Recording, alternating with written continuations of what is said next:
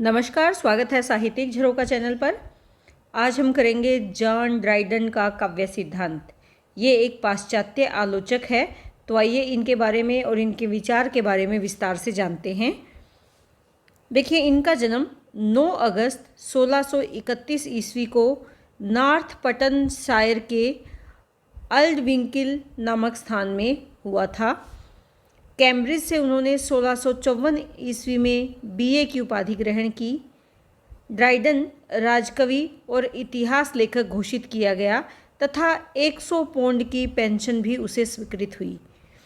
देहांत हुआ इनका 1700 ईस्वी में मई दिवस पर इनका देहांत हुआ। और किसके कारण? गठिया रोग के कारण इनका देहांत हुआ।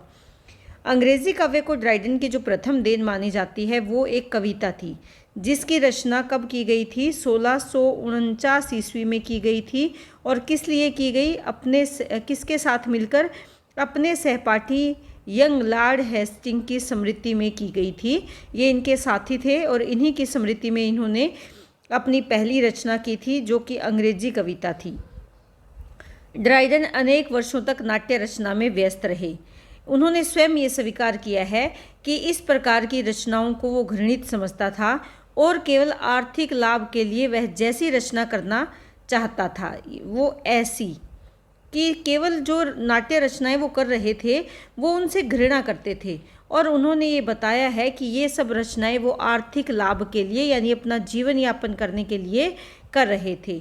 1663 और 1694 के बीच, अर्थात अपनी प्रथम कॉमेडी द वाइल्ड गैलेंट और अपने अंतिम नाटक लव टेम्पेस्ट मिलाकर ड्राइडन ने सब 7 कॉमेडी, 5 वीरता विषयक नाटक और 4 त्रासदी कॉमेडी की रचना इन्होंने की थी। तो देखिए, ड्राइडन की अगर बात करें तो इनका जीवन विविधताओं से और उतार चढ़ाव से भरा हुआ है। इन्होंने छोटी उम्र में ही काव्य रचना करनी शुरू कर दी थी, जो कि पहली रचना इनकी देखी जा सकती है। ये अपने जो इनका सहपाठी था उसकी याद में इन्होंने प्रथम रचना, जो अंग्रेज़ी भाषा में थी, उसकी इन्होंने रचना की थी। ये इनका अंग्रेज़ी काव्य में पहली रचना मानी जा सकती है। इसके बाद अगर इनकी रचनाओं की विस्तार से बात करें तो इनका जो नाटक है वो क्या है? वाइल्ड गैलेंट इनका पहला नाटक है 1663 ईस्वी में।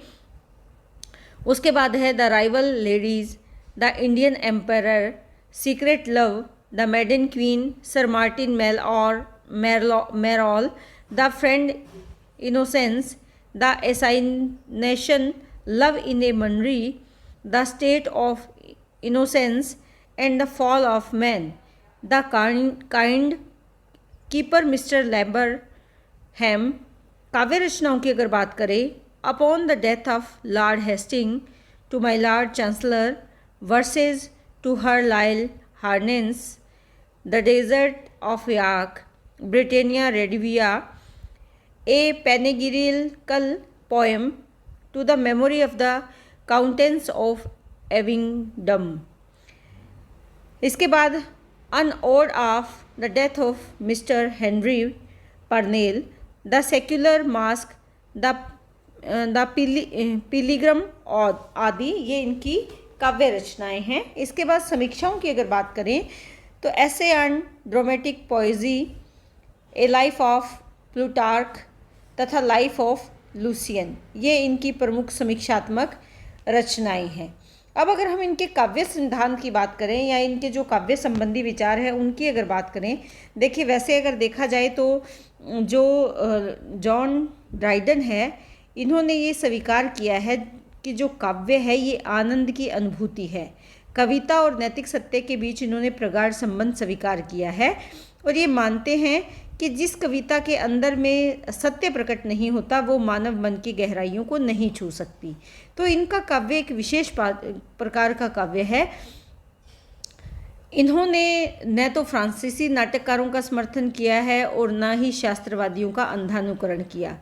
काव्य की प्रकृति और कलाकृति के प्रयोजन के बारे में उन्होंने अपने नवीन विचार प्रस्तुत किए हैं, जिससे कि काव्य के क्षेत्र में नई क्रांति उत्पन्न हुई थी या उसमें जो विचार है उन्होंने प्रभावित किया था। तो इनके बारे में जो काव्य प्रयोजन है उसके बारे में विस्तार से जानना यहाँ पर ज़रूरी है। वैसे अगर देखा जाए तो उन्होंने काव्य का प्रयोजन 3 भागों में विभाजित किया है।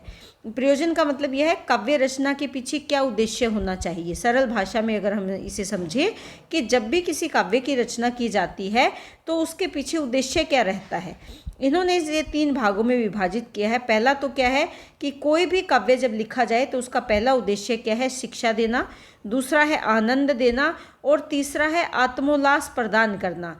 यानी दूसरे को शिक्षा देना, किसी दूसरे को आनंद देना, इसके साथ साथ स्वयं के मन में भी उल्लास का अनुभव करना, ये काव्य के प्रयोजन इन्होंने स्वीकार किए हैं। ये मानते हैं कि जिस युग में मैं रहता हूँ उसे आनंदित करना मेरा मुख्य प्रयोजन है। यानी अपने जिस समय काल में रह रहे हैं उस समय काल में लोगों को आनंद पहुँचाना। यदि पद से आनंद प्राप्त होता है तो मुझे संतोष है, क्योंकि आनंद यदि एकमात्र नहीं तो कविता का मुख्य प्रयोजन अवश्य है। इन्होंने ये माना है कि अगर काव्य का मुख्य उद्देश्य या काव्य केवल एकमात्र आनंद नहीं है तो भी हम इसे काव्य का प्रयोजन मान सकते हैं। शिक्षा को इन्होंने दूसरा स्थान दिया है, क्योंकि कविता आनंदप्रद होने पर ही शिक्षाप्रद होती है। यानी शिक्षा देना जो है इस बात को इन्होंने दूसरे नंबर पर रखा है, पहले नंबर पर आनंद को रखा है। ये मानते हैं कि अगर आनंद आएगा तो ही इससे शिक्षा हम प्राप्त कर सकते हैं। अगर काव्य से हमें आनंद प्राप्त नहीं होता तो उससे हमें शिक्षा भी प्राप्त नहीं हो सकती। तो काव्य लिखने के पीछे क्या उद्देश्य होने चाहिए, क्या प्रयोजन होने चाहिए, उसको हमने यहाँ पर 3 भागों में विभाजित करके देखा है। उसके बाद अगर देखें काव्य का विषय कैसा हो, इसको इन्होंने 5 भागों में विभाजित किया है। काव्य के विषय के चुनाव के लिए ये मानते हैं कि हमें विशेष ध्यान देना चाहिए, क्योंकि जो कवि जब काव्य के विषय का चुनाव करेगा वो अगर सतर्कता से करेगा तभी वो काव्य अपने उद्देश्य को पूर्ण कर पाएगा। तो इसीलिए महान काव्य की अगर रचना करनी है तो उसके लिए विषय भी महान होना चाहिए। यहाँ पर ये मानते हैं कि अगर काव्य के विषय हल्के होंगे, छोटे होंगे तो उस पर आधारित कविता महान नहीं हो सकती। इसीलिए काव्य का विषय कैसा होना चाहिए, महान होना चाहिए। और ये विषय किस पर आधारित हो, युगबोध और जातीय विशेषता पर आधारित होना चाहिए। तो इसकी ओर इन्होंने संकेत किया है कि जो भी काव्य रचना की जाए उसमें जो विषय लिए जाए वो युगबोध की तरफ संकेत करे या जातीय विशेषता की ओर संकेत करे। इन्हीं बातों को ध्यान में रखकर उन्होंने काव्य विषय संबंधी जो विचार हैं वो 5 भागों में विभाजित किए हैं। पहले ये मानते हैं कि काव्य का संबंध किससे होना चाहिए, मानव की प्रकृति से होना चाहिए। दूसरा ये मानते हैं कि काव्य मानव प्रकृति का मानस चित्र है, यानी मानव प्रकृति के भीतरी मन का चित्र क्या है, काव्य है। और जो ये मानस चित्र है ये कैसा होना चाहिए, सत्य पर आधारित होना चाहिए, यथार्थ पर आधारित होना चाहिए, जिससे कि जो ये चित्र उपस्थित हो रहा है ये चित्र कैसा हो, प्राणवान हो, यानी इसमें सच्चाई नजर आए, ऐसा हमें विषय लेना चाहिए। काव्य के विषय का प्रयोजन आनंद देना और शिक्षा देना होना चाहिए। देखिए पहला उद्देश्य या पहला स्थान इन्होंने आनंद को दिया है और दूसरा स्थान किसको दिया है, शिक्षा को दिया है। तो यहाँ पर ध्यान में क्या रखना है कि मानव की प्रकृति से जुड़ा हो और वो जो मानव की प्रकृति है उसका मानस चित्र हो, दूसरा यथार्थ हो, तीसरा उसमें प्राणवान वो होना चाहिए और वो आनंद और शिक्षा देने वाला भी हो। तो इस प्रकार काव्य के विषयों का निर्धारण करना चाहिए। इसके बाद है काव्य में अनुकरण और कल्पना का क्या स्थान है। देखिए हमने जो अलग अलग विचारक किए हैं, प्लेटो किया है चाहे अरस्तु किया है, सब ने अनुकरण और कल्पना को महत्व दिया है। जो ड्राइडन है ये भी मानते हैं कि जो काव्य है, काव्य को वस्तुओं का अनुकरण इन्होंने माना है, लेकिन वो कविता में वस्तुओं के आदर्श रूप के अनुकरण पर बल देते हैं। देखिए काव्य में वस्तुओं का अनुकरण होना चाहिए और होता भी है, लेकिन वो ये मानते हैं कि कविता में वस्तु के केवल आदर्श रूप का अनुकरण ही होना चाहिए। इनके अनुसार कविता में होने वाला अनुकरण यथा तथ्य नहीं होता, इसमें कवि कल्पना और कवि के व्यक्तित्व का योगदान होता है। यानी जैसा हमने देखा वैसा उसकी नकल नहीं होती, इसमें कवि की कल्पना का और उसके व्यक्तित्व का, उसके जो व्यक्तित्व की विशेषताएं हैं उन दोनों का समावेश इसमें होता है। इसीलिए कविता में सौंदर्य और चमत्कार उत्पन्न हो पाता है, क्योंकि सौंदर्य और चमत्कार किसकी देन है? कल्पना की देन है। तो वो जो तथ्य देखता है उसमें कल्पना का मिश्रण करता है और अपने व्यक्तित्व के अनुसार उसमें एक अलग सुंदरता उत्पन्न करता है, तो वही काव्य में महत्वपूर्ण भूमिका रहती है। अनुकरण को स्पष्ट करने के लिए ड्राइडन कवि की तुलना बंदूक बनाने वाले और घड़ी बनाने वाले कलाकारों से करते हैं। वो क्या मानते हैं कि जिस प्रकार जब बंदूक बनाई जाती है तो उसमें प्रयोग होने वाला जो लोहा है, इस्पात और लकड़ी, उसकी अगर कच्चे तौर पर देखें या कच्चे वस्तु के तौर पर देखें तो उसकी कोई कीमत नहीं, लेकिन बंदूक बनाने वाला कलाकार अपनी कला के कौशल से लोहे और लकड़ी को इस प्रकार जोड़ता है कि उससे एक विनाशकारी बंदूक बन जाती है। इसी प्रकार अगर हम देखें तो यहाँ पर वो कहना चाहते हैं कि कवि और कलाकार जीवन की घटनाओं को काट छांट कर एक ऐसे आदर्श रूप में सुनियोजित करते हैं कि वो पाठक और श्रोता को आनंद देने लगती है। यानी जो बंदूक बनाने वाला और घड़ी बनाने वाला कलाकार है वो कच्चे सामान से कुछ ऐसी चीज़ें बना देता है जो जीवन में एक विशेष स्थान रखती है या जिनका जीवन में विशेष उपयोग है। वैसे ही एक कवि भी अपने जीवन के अनुभवों से अपने आसपास की घटनाओं को काट छांट करके एक ऐसे काव्य की रचना कर देता है जो पढ़ने वाले पाठक या देखने वाले दर्शकों के लिए आनंददायक या आनंद देने वाली बन जाती है। और वो किसके कारण होता है? अनुकरण और कल्पना के कारण ही ये संभव है। उसके बाद है कल्पना का स्वरूप। देखिए, कल्पना के स्वरूप की अगर बात करें तो कल्पना के लिए इन्होंने फैंसी शब्द का प्रयोग किया है। फैंसी से इनका तात्पर्य क्या है? इमेजिनेशन, यानी जो सोच है, इमेजिनेशन है। इन कोलरिज के काव्य के लिए भी अगर हम देखें तो इमेजिनेशन को आवश्यक उन्होंने माना है। कोलरिज ने भी हम कर चुके हैं कोलरिज के बारे में, तो कोलरिज ने भी इमेजिनेशन को आवश्यक माना है। उसी प्रकार ड्राइडन के अनुसार भी कविता में कल्पना का होना ज़रूरी है। ये मानते हैं कि कोई काव्य में जीवन का यांत्रिक वर्णन करता है, प्रकृति का हूबहू अंकन करता है, तो वो प्रकृति की चोरी है। जैसा देखा वैसा ही अगर हमने लिख दिया, वैसा ही हमने वर्णन कर दिया, तो वो एक प्रकार से चोरी है। हमें क्या करना है? वहाँ से हम कुछ आसपास के माहौल से, वातावरण से, प्रकृति से कुछ चीज़ें उठा लेते हैं, कुछ विषय उठा लेते हैं और कल्पना के द्वारा हम उसका स्वरूप परिवर्तन कर देते हैं। वही कवि की खासियत है। अगर हम ऐसा नहीं करते हैं तो वो प्रकृति की चोरी कहलाती है। कवि को अपने अंतर्निहित कल्पना शक्ति द्वारा काव्य सौंदर्य की वृद्धि करनी चाहिए, यानी जो उसमें कल्पना शक्ति है उसके द्वारा उसे काव्य को सुंदर बनाने का प्रयास करना चाहिए। इसकी इन्होंने 3 अवस्थाएं मानी है। प्रथम में कवि जो उसके पास विचार है, जो कहाँ से प्राप्त करता है? प्रकृति से प्राप्त करता है, कि जो उसके पास उपयुक्त विचार है उनको प्राप्त करता है। दूसरी में वो प्राप्त किए गए विचारों को विश्व के अनुसार ढालता है। और तीसरी में इन विचारों को उचित और सात्विक शब्दों के द्वारा लोगों तक पहुंचाता है, उसकी अभिव्यक्ति करता है। यानी पहला इसमें कदम क्या होगा? विचारों को प्राप्त करना। दूसरा क्या होगा? विषय के अनुसार ढालना। और तीसरा क्या होगा? उचित शब्दों या भाषा के सहयोग से उसकी लोगों तक पहुंचाने का प्रयास करना, अर्थात उसकी अभिव्यक्ति करना। ये किसके द्वारा संभव है? कल्पना के द्वारा ही ये संभव है। इसके बाद अगर बात करें नाट्य कला संबंधी विचार, अगर हम इसमें देखें, देखिए ड्राइडन एक सफल नाटककार हैं, इसीलिए उन्होंने वीर नाटकों और रंगमंच संबंधित विषयों पर अपने विचार प्रकट किए हैं। वो मानते हैं, क्या मानते हैं कि नाटक को जीवन का जीवित चित्र मानते हैं। जो नाटक है ये जीवन का जीवित चित्र है। नाटक में वर्णित जो मानव स्वभाव है मूल सत्य से अधिक उज्जवल सत्य और प्राणवान होना चाहिए। तो ये मानते हैं कि जो वास्तविक सत्य है उससे ज़्यादा उज्जवल होना चाहिए और इसके साथ साथ वो प्राणवान भी होना चाहिए। इन्होंने नाटक में जो प्रासंगिक कथाएं हैं उनकी आवश्यकता पर बल दिया है, लेकिन इसके साथ साथ जो अन्य उपकथाएं हैं उसको भी नाटक के लिए आवश्यक माना है, क्योंकि उपकथाओं के द्वारा ही नाटक को प्रभावशाली बनाया जा सकता है।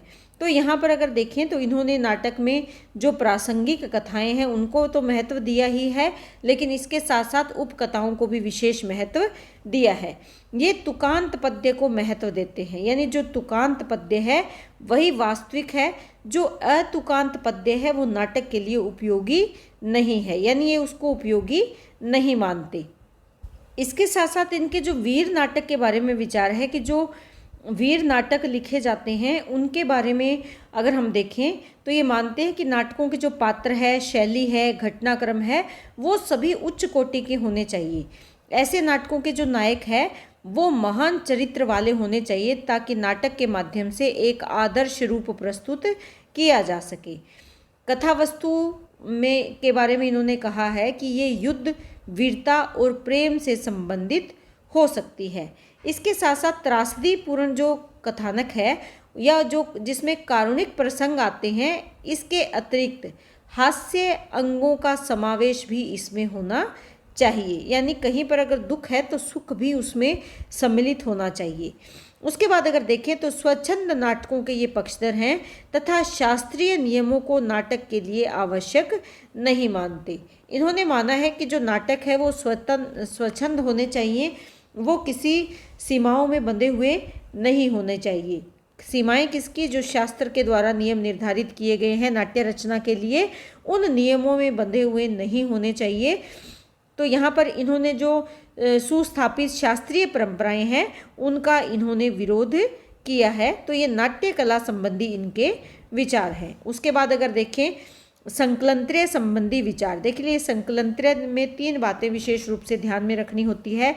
एक तो काल कौन सा है, दूसरा स्थान कौन सा है और तीसरा कार्य क्या चल रहा है। तो संकलंत्रय के द्वारा अगर हम बात करें, यहाँ पर नाटक यथार्थ के अधिक समीप पहुँचता है। उनके अनुसार अभिनय और नाटक कला का संबंध उस अवधि से सर्वाधिक अनुपात में होना चाहिए जिसमें वह प्रस्तुत किया जा रहा है, यानी ऐसा यहाँ पर अनुपात बनाना चाहिए कि वो वास्तविक नज़र आए। नाटक 24 घंटे की अवधि में निर्धारित करता है। ये कहते हैं कि वो नाटक के लिए कितने घंटे? 24 घंटे निर्धारित करते हैं। काल की दृष्टि से अगर देखें तो उन्होंने माना है कि नाटक के सभी अंक बराबर होने चाहिए, यानी सभी अंकों का जो समय है वो एक समान होना चाहिए। स्थान की दृष्टि से अगर बात करें तो मानते हैं कि नाटक रंगमंच पर खेला जाता है और रंगमंच एक ही होता है, अतः नाटक में अनेक दृश्य नहीं होने चाहिए। देखिए वर्तमान काल में अगर हम देखें तो नाटक के लिए मंच पर विशेष ध्यान दिया जाता है, लेकिन ये कहते हैं कि दृश्य परिवर्तन की कोई आवश्यकता नहीं है। तीसरा, कार्य की अन्विति को ये सर्वाधिक महत्व देते हैं। ये मानते हैं कि नाटक में एक ही मूल कथा की योजना होनी चाहिए ताकि नाटककार उसका सफल निर्वाह कर सके। जब एक ही मूल कथा होगी तो नाटककार का पूरा ध्यान उसी पर केंद्रित होगा और सफलता से वो उसको दर्शा पाएगा, दर्शकों तक या पाठकों तक उसे पहुंचा पाएगा। तो यहाँ पर समय क्या है, स्थान कौन सा है और किस प्रकार से उस कार्य की योजना बनानी है, उन सब बातों पर भी इन्होंने विस्तार से विचार किया है। उसके बाद देखें तो हास्य रचना और प्रहसन संबंधी इनके विचार अगर देखें तो इसमें देखिए इन्होंने अपने दोनों के बारे में तुलनात्मक विचार दिए हैं। हास्य रचना के बारे में ये मानते हैं कि इसमें निम्न वर्ग के पात्रों का स्वाभाविक तथा यथार्थ जीवन वर्णन रहता है, यानी स्वाभाविक और यथार्थ जीवन का वर्णन रहता है। ये एक विशेष उद्देश्य को लेकर चलती है। किसमें? हास्य रचना में एक विशेष उद्देश्य रहता है। इसमें मनुष्य के व्यक्तित्व के दुर्बल स्थलों का संकेत रहता है और इसका समूचा प्रभाव कैसा होता है? संतोषप्रद होता है। इसमें समाज की बुराइयों पर करारी चोट की जाती है। इस रचना का आनंद उठाने के लिए विवेकशील और बुद्धिशील दर्शकों का होना आवश्यक है या दर्शक होने चाहिए। हास्य रचना की बजाय प्रहसन को इन्होंने निम्न कोटि की रचना माना है। ये मानते हैं कि इसमें जीवन की वास्तविकता और स्वाभाविकता नहीं होती, ये एक उद्देश्यहीन रचना होती है। इसका प्रभाव घृणात्मक होता है। देखिए यहाँ बताया कि इसका प्रभाव कैसा होता है? संतोषप्रद होता है, लेकिन इसका प्रभाव कैसा होता है? घृणात्मक होता है। इसका लक्ष्य पाठक को सस्ता मनोरंजन प्रदान करना है, जबकि ये क्या कर रहा है, समाज की बुराइयों पर करारी चोट कर रहा है। इसका उद्देश्य केवल और केवल मनोरंजन करना है। इसके पाठक मानसिक दृष्टि से हल्के स्तर के और विवेकहीन होते हैं, जबकि हास्य रचना के पाठक कैसे हैं, बुद्धिशील और विवेकशील हैं, लेकिन ये विवेकहीन है और मानसिक दृष्टि से ये कमज़ोर स्तर के दर्शक या पाठक होते हैं। तो हास्य और प्रहसन में अगर तुलनात्मक दृष्टि से देखें तो इन्होंने हास्य रचना को समाज के लिए उपयोगी माना है, जबकि प्रहसन को निम्न स्तर की रचना स्वीकार किया है। भाषा संबंधी विचारों पर अगर हम गौर करें तो ये शुद्ध अंग्रेजी भाषा के पक्षधर थे। भाषा में विदेशी शब्दों के आधिक्य के विरुद्ध थे, यानी जब जिस भाषा का प्रयोग किया जाए उसमें विदेशी भाषा के शब्दों की अधिकता नहीं होनी चाहिए। जैसे फ्रांसीसी भाषा में एक रूपता है, बिल्कुल उसी प्रकार ये अंग्रेजी भाषा में भी एक रूपता के पक्षधर थे। तुच्छ विषय के लिए अगर गरिमा में भाषा का प्रयोग करेंगे तो वो उचित नहीं है, यानी तुच्छ विषय के लिए गरिमा में भाषा के प्रयोग को इन्होंने अनुचित माना है। ये कहते हैं कि जो अर्थ एक पंक्ति में दिया जा सकता है उसके लिए अनेक पंक्तियों का प्रयोग नहीं करना चाहिए। इसके साथ साथ लेखन की उदात्त शैली के समर्थक थे, यानी लेखक को किस शैली का प्रयोग करना चाहिए, ऊंचे विचारों से प्रभावित उनकी शैली हो, उसके लिखने का तरीका कैसा हो, उदात्त हो। भाषा में अगर अलंकारों के प्रयोग की दृष्टि से देखें तो वो विषय और पात्रों के अनुसार होना चाहिए, उसमें भी जानबूझकर उनका समावेश भाषा में अलंकारों का नहीं होना चाहिए। इस भाषा की दृष्टि से अगर हम देखें तो ये लोन जाइनस से प्रभावित नज़र आते हैं, यानी भाषा जिस प्रकार लोन जाइनस ने अपने काव्य में भाषा का प्रयोग किया है या भाषा को महत्व दिया है, लगभग उन्हीं के विचारों से ये प्रभावित नज़र आते हैं। इसके बाद अगर काव्य के क्षेत्र में ड्राइडन का योगदान हम देखें तो सबसे प्रमुख देन ये मानी जा सकती है कि युग की परिस्थितियों और समस्याओं का काव्य में वर्णन करना। ये हमें कहाँ से मिला? ड्राइडन ने इस बात पर बल दिया है कि जो भी काव्य रचना की जाए उसमें युग की परिस्थितियों और समस्याओं को काव्य में विशेष स्थान दिया जाए। वे प्राचीन अंधानुकरण के विरुद्ध थे, यानी जो प्राचीन हमारे नियम बन गए हैं, जो काव्य शास्त्रीय नियम बन गए हैं, उन्हीं का हम प्रयोग करते रहें, इसके वो खिलाफ थे। वो मानते थे कि युगीन परिस्थितियों और समस्याओं को ध्यान में रखकर ही हमें नियमों का पालन करना चाहिए। उनकी आलोचना मौलिक दृष्टि की परिचायक है। कला और सौंदर्य को इन्होंने अभिन्न माना है। जो उन्होंने अपने आलोचनात्मक विचार दिए हैं वो मौलिक हैं, यानी उनके स्वयं के हैं। कहीं पर भी ऐसा नहीं लगता कि प्राचीन काव्य शास्त्रियों या आलोचकों के विचारों को उन्होंने शामिल कर लिया हो। उनके मौलिक दृष्टिकोण हमें यहाँ पर देखने को मिलता है। साहित्य को शास्त्रीय नियमों से मुक्त करके एक विशेष धरातल पर प्रतिष्ठित इन्होंने किया है। ये आडंबरहीन स्वाभाविक भाषा का समर्थन करने के साथ ही भाषा के परिष्कृत रूप की वकालत करते हैं। परिष्कृत यानी शुद्ध रूप की, यानी जो भी भाषा हम प्रयोग करें वो कैसी हो, शुद्ध भाषा होनी चाहिए। इसके साथ आप यहाँ पर ये भी बता सकते हैं कि इन्होंने काव्य का मुख्य प्रयोजन क्या माना है, आनंद माना है। इसके साथ साथ इन्होंने नीति और उपदेश, जो भी नीति और उपदेश देने वाला काव्य है उसका इन्होंने विरोध किया है, गौण स्थान दिया है। विरोध का मतलब इसे गौण माना है, इसे प्रमुख माना है कि काव्य वही समाज के लिए उपयोगी है जो आनंद दे। केवल नीति निर्धारण करना और उपदेश देना ही काव्य का उद्देश्य नहीं होना चाहिए। ये किसकी देन है? ये ड्राइडन की देन है। तो ये महत्वपूर्ण बातें हैं जो हमने जॉन ड्राइडन के बारे में जानी। उम्मीद करती हूँ कि ये टॉपिक आपको बहुत अच्छे से समझ में आया होगा। कमेंट करके ज़रूर बताएं। चैनल से जुड़े रहें, लाइक शेयर सब्सक्राइब ज़रूर करें। धन्यवाद।